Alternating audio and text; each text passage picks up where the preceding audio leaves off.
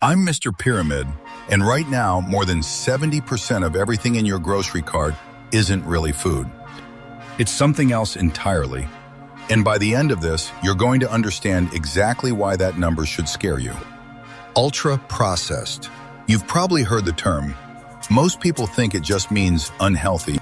It's actually something much more specific and much more deliberate. Ultra-processed means industrially created products built with ingredients you'd never find in a home kitchen. Emulsifiers, stabilizers, flavor compounds engineered in a lab, not grown on a farm. Foods designed by chemists and food scientists, not cooked by anyone. And this isn't a small slice of what we eat.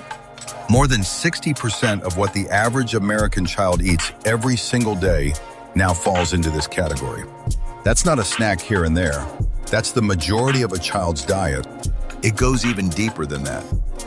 A study presented just this week found that over 80% of toddler foods on grocery store shelves, foods marketed specifically for babies, are ultra-processed. Here's the part that should really concern you. Researchers studying addiction have found that these products can trigger the same core signs of addiction seen in substance use. Loss of control, intense cravings, continued use even when someone knows it's causing harm. For decades, there's been no real oversight on any of this.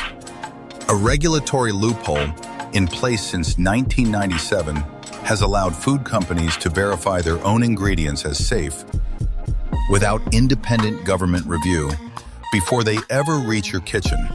That loophole is why there are now thousands of approved additives in American food. In Europe, there are only around 400. Federal regulators here admit they don't even know the exact number currently in use.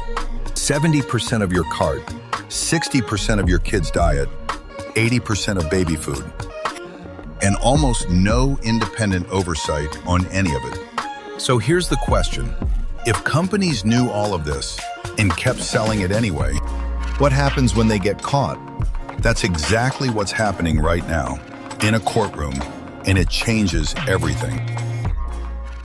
In December of last year, the city of San Francisco filed a lawsuit unlike anything the food industry has seen before, against 11 of the largest food manufacturers in the country.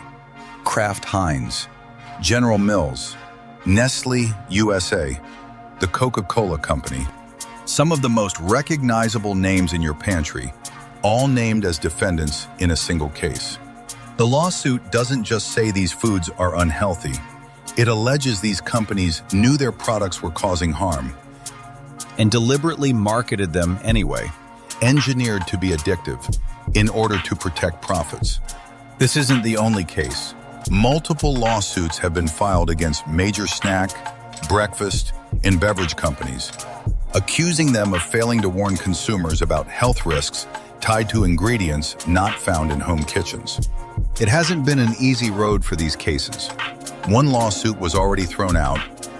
A judge ruled the evidence wasn't specific enough to directly link the products to one plaintiff's illness. But that hasn't stopped the litigation from growing. If anything, it's intensifying. Meanwhile, regulation is catching up in pieces.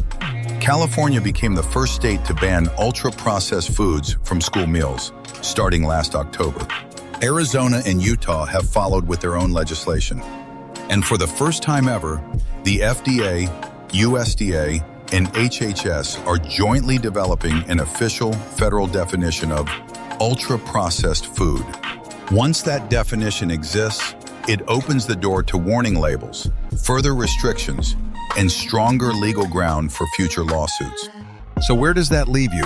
Right now, today. There's no warning label yet, no required disclosure. The ingredient list is still the only real information you have.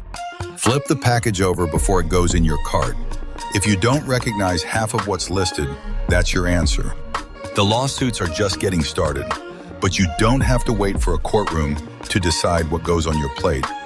If this opened your eyes, subscribe because there's a lot more they haven't had to answer for yet.